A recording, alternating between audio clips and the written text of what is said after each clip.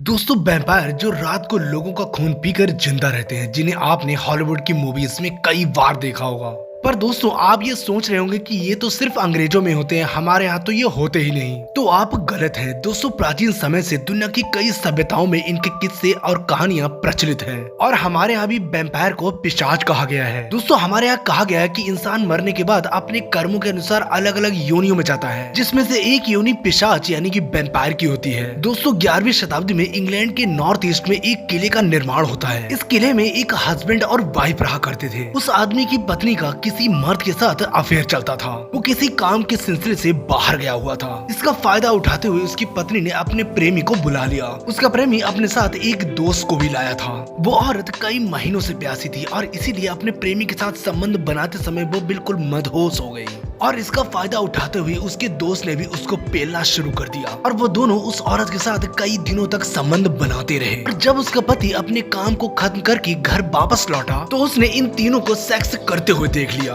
वो गुस्से से पागल हो गया और हाथापाई करने की वजह से वो छत से गिरकर मर गया। मरने के बाद उसकी आत्मा को शांति नहीं मिली। वो वैम्पायर यानी कि पिशाच बन गया और उसने कुछ ही दिनों के बाद उन तीनों का खून पीकर उनको मार डाला। जब लोगों को इसके बारे में पता चला तो उन्होंने उसकी कब्र को खोदकर उसे शरीर को जला दिया। शायद इसीलिए हमारे यहाँ शरीर को जला दिया जाता है। दोस्तों दूसरी घटना है क्रोएशिया के एक छोटे से गांव की, जहाँ जियोर ग्रोंडो नाम के एक व्यक्ति की शादी होने से पहले ही उसकी मौत हो गई। दोस्तों मरने से पहले इसकी इच्छा थी कि शादी करना, जो उसकी पूरी नहीं हो पाई थी। इसी कारण वो वैम्पायर बन गया और कुछ दिनों के बाद वो लोगों को नजर आने लगा और जिसे वो दिखाई देता उसकी कुछ दिनों के बाद रहस्यमय तरीके से मौत हो जाती। इसके बाद वो गाँव की कई कुंवारी लड़कियों को भी दिखाई देता।